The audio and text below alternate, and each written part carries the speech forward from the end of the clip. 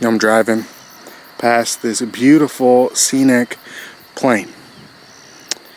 And I'm out here in the middle of Kansas, and Kansas has long been this, for lack of a better word, ugly stepchild. If I'm going to talk about something in a sermon, and I want to talk about how boring something is, I'll talk about driving through Kansas. Because if you've ever driven through Kansas, it can be incredibly boring. But as I've been driving over the past several days, day after day after day, I've had to come to grips and come to terms with the prairie, with the great plains of this life. And I'm going to be honest, they can appear to be incredibly boring. They can appear to lack substance entirely. I mean, driving through flat land where you can see for miles is just dreadful. Or is it? The truth of the matter is it dreadful, or do we make it dreadful? Are we so accustomed to instant gratification? Are we so accustomed to constantly being entertained that we don't know how to sit in the splendor and the beauty that is the plains? I wonder if we should embrace the plains in our lives. And most importantly, I wonder if we should embrace the plains in our faith. You see, the truth of the matter is, friends, we've been seeking these mountaintop moments since the time that we entered our faith. We've been seeking these spiritual experiences. Our favorite times are when we get to have these immense spiritual moments. The mundane doesn't seem to interest us anymore. And that's okay. That's okay to really enjoy a beautiful Easter service or a beautiful Christmas service. That's okay to look forward to that Christian concert, to look forward to that conference or that women's retreat or men's retreat. It's okay. It's okay to look forward to mission trips and all of those really high point spiritual moments. But my friends, it's also okay to walk through this journey of faith consistently, diligently, and slowly. The truth is, it is about the culmination of our faith. The accumulation of all of these moments stacked upon each other. It's not just these high point mountaintop moments. You know, we read the Bible and we read these stories that are very condensed. We read about the high points. We read about the bullet points, and we don't get to see all of the monotony that's in between. But if you think about this, think about the fact that Jesus had his ministry for 3 years. And included in the Bible are times when Jesus rested, when Jesus slept, when Jesus prayed, when Jesus journeyed from one place to another, and we kind of breeze past those bits. But my friends, it wasn't a sprint. They spent just as much time in the plains as they spent on the mountaintop.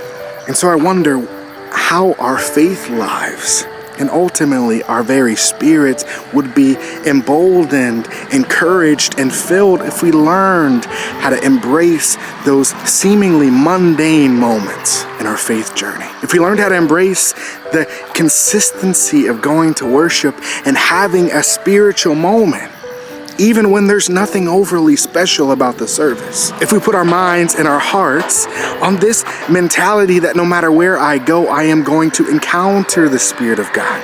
And I'm going to be intentional about that, even in the great plains of this life. That I don't need a mountain to reconnect with God. That I don't need a hilltop to shout from.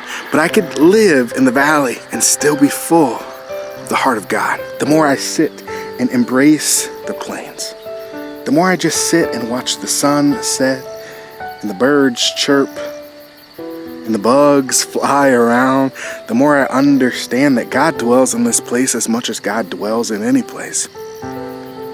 In this fertile ground where life literally sprouts from the earth. You can't tell me that God doesn't dwell here. In the beautiful horizon where you get to see the sun meet the earth. The sun rise from the earth into the sky. You can't tell me that God doesn't dwell.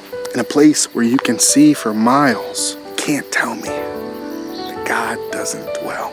And so, my friends, I have to ask, what's stopping us? Is it our pride? Is it our ego? Is it our desire to constantly be entertained, to constantly seek more? But what if there isn't more? What if this is all there is? What if our life only consists of moments stacked upon moment, stacked upon moment. And what if we miss the beauty of God by only focusing our attention on checking things off of our bucket list?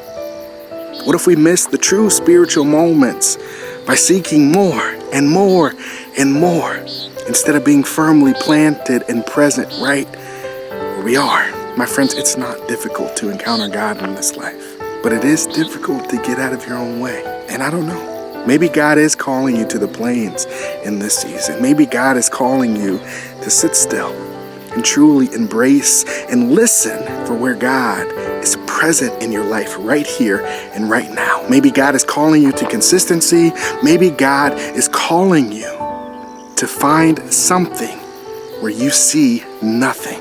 And if that's the call, I pray that you listen. I pray that you sit. I pray that you pitch a tent and find yourself in the place where the Spirit of God dwells. And I pray that you trust that wherever you go, God will find you. Thanks for tuning in.